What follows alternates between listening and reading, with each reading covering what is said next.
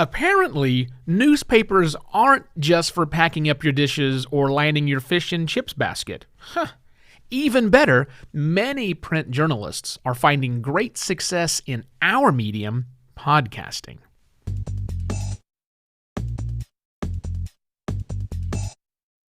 Hello and welcome to another Podcast Pontifications with me, Evo Terra. This week I'm talking about media, old media encroaching into the new media of podcasting. I already talked about TV, then I talked about radio, and today, well, let's jump into newspapers. Now, newspapers to me make the least sense. I mean, if you think about it, newspapers have been around for a long time. They have printed words on the page. They've got columns. They don't have microphones, in most newspapers. You just don't, that connection is different to me. I mean, it makes sense for radio and TV, but newspaper makes the least sense. Yet I think newspapers, actually I don't think this, I know that newspapers are winning the podcasting game over the other forms of media we've discussed so far. And for evidence for that, I present a single exhibit, Your Honor. The Daily. The Daily is the number one podcast out there. Put out by the New York Times every single day, well, Monday through Friday. I think they sometimes do weekend stuff. Doesn't matter. Every single day, Monday through Friday, there is a nice episode of The Daily that comes out, and it's downloaded something like 3 million times as soon as it comes out. Pretty huge that a newspaper is able to produce, to leapfrog radio and TV and go to podcasting. Interesting. Neat. And I don't think, it's not that I don't think, I know that they're not alone. They being the New York Times. Lots of print companies are making the switch to podcasting. And I think, technology aside, it makes a lot of sense. And maybe this is a little bit of a, see what I'm talking about? Podcasting message in that it's more than a microphone. There's more to podcasting than sitting down and talking into a microphone. And newspapers, print journalists, I think, are showing us that with everything that they're doing. And it also makes a little bit of sense from this. Newspapers kind of get the idea of subscriptions and circulation. When a newspaper decides to print copies of its newspaper, how does a newspaper decide how many papers to print? You might be asking. And look, I'm not in the print industry. I don't know their inner workings, but it's a pretty simple thing. You print a bunch of papers, and then you count how many of them you are still out there when you print out the next batch, and then you back up, or you go forward, you do whatever else. It's relatively easy, I think, for print publications to understand their audience size. Much more realistic than those that broadcast from a stick on the mountain or through a cable connection to a computer, television.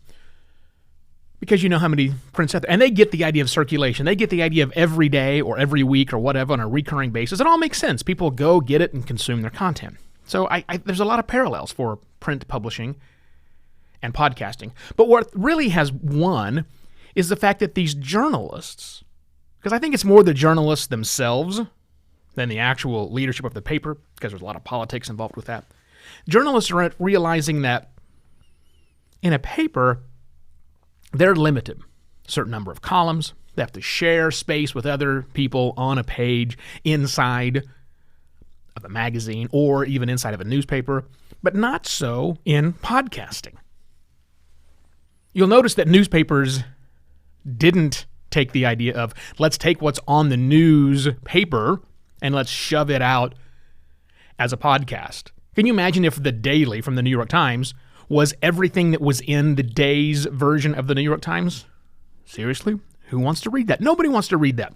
Few people read the newspaper cover to cover. You find the sections, you find the columns that you're looking for, and that's it.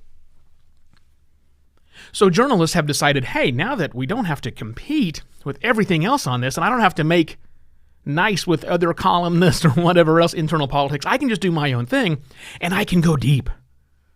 I can take this podcasting medium where it's me and a story, and people who are interested in that story will keep listening to this story, whether it takes me 1, 2 or 20 episodes, I can follow this story to its natural conclusion. I, the journalist, can use all of the things that I learned in J school. I didn't go to J school. All the things I learned in J school to put forth the best possible story now, not only with my words that I type onto a piece of paper, but now the words that come out of someone's mouth. The words that I get when I'm going and interviewing people for the story, I don't just type out what they said again. I can actually use the clips. I can use the atmosphere around that person. I can capture the milieu. My French is terrible.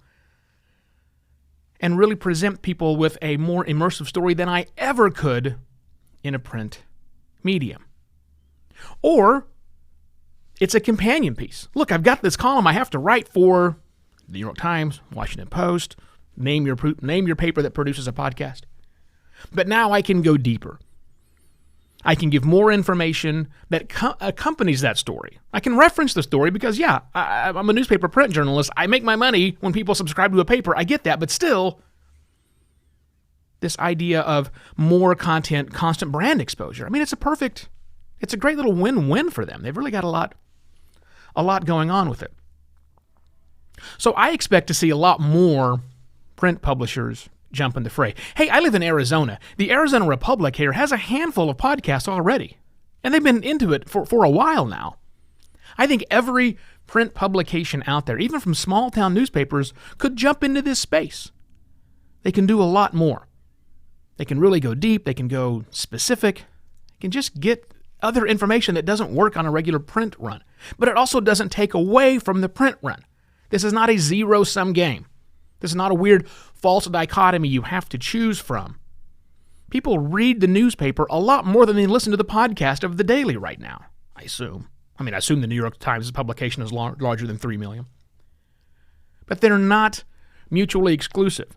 You're not going to start listening to your newspaper's podcast and stop subscribing to the podcast. Most likely. Now, maybe if you're only getting that newspaper to hear the one columnist who is now the podcaster, maybe. But I don't think that's the majority of people. You get things out of a newspaper that you can't get out of a podcast, and vice versa. So they work really well together. So we as podcasters have to understand that I think the threat to us is from these professional journalists coming into the space.